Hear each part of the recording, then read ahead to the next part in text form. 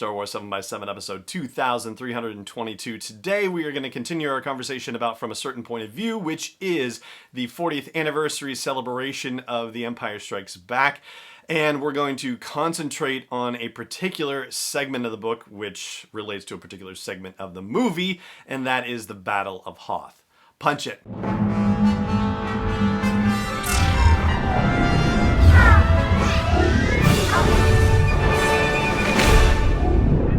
Hey Rebel Rouser, I'm Alan Voivod, and this is Star Wars 7x7, your daily dose of Star Wars joy, and thank you so much for joining me for it. So, From a Certain Point of View is the short story collection, 40 short stories to celebrate 40 years of The Empire Strikes Back.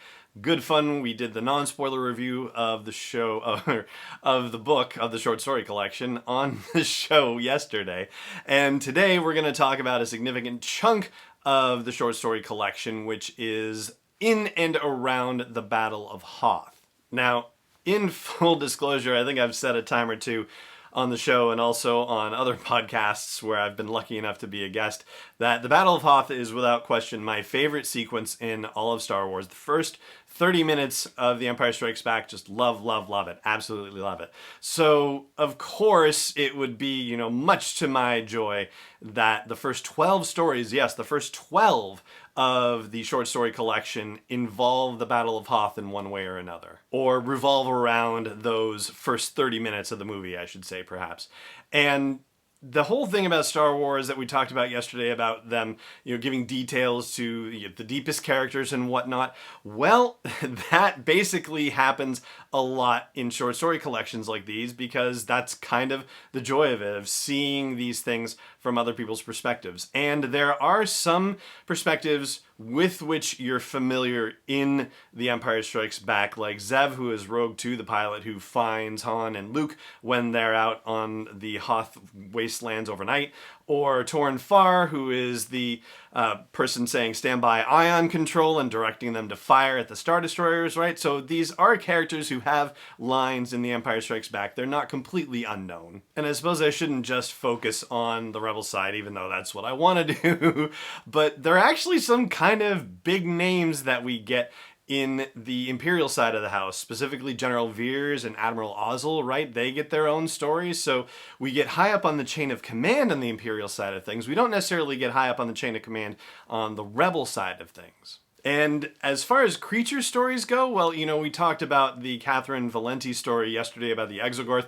I'd be remiss if I didn't say that Marco Shiro's story about the Wampa who attacks Luke, and Delilah S. Dawson's story about the Tauntauns that Han and Luke ride out on Hoth, those stories are actually really good, and you don't expect to get an emotional investment in those creatures, but man, oh man, it happens. But really, the weight of this section for me, and I think it's probably summed up best, honestly, just the whole feel of it, by Amy Ratcliffe's story, Heroes of the Rebellion, which, incidentally, congratulations to Amy, because this is her first fiction piece. She has written numerous Star Wars books, but this is her first work of fiction, so congratulations, Amy, that's awesome. And the story turns on the idea that there are a lot of capital H heroes in the rebellion that are inspirational to a lot of people and great for recruiting, but there are even more lowercase h heroes whose stories are just as potentially inspiring.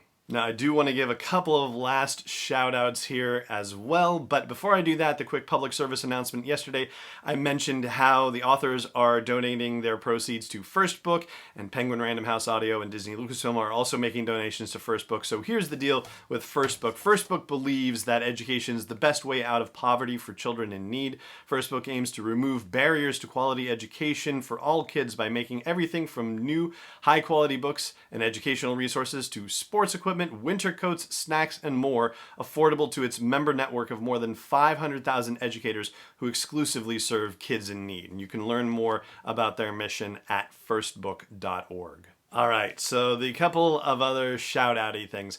First of all, to Gary Whitta, who wrote the story Rogue 2, which is about Zev, the snowspeeder pilot who finds Luke and Han after they've been out overnight.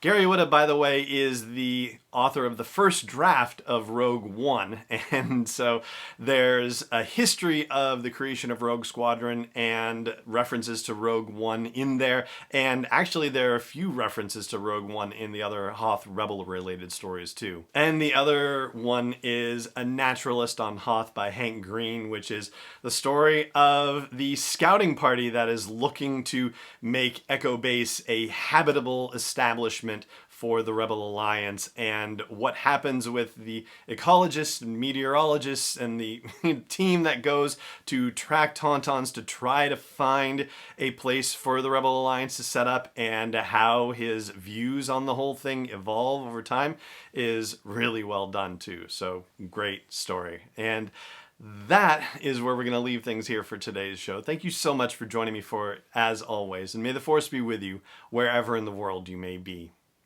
Star Wars 7x7 is not endorsed or sponsored yet by Lucasfilm Limited, Disney, or 20th Century Fox, and is intended for entertainment and information purposes only. Star Wars, the Star Wars logo, all names and pictures of Star Wars characters, vehicles, and any other Star Wars-related items are registered trademarks and/or copyrights of Lucasfilm Limited or their respective trademark and copyright holders. May the Force be with them. All original content is copyright 2020 by Star Wars 7x7. We hope you love it.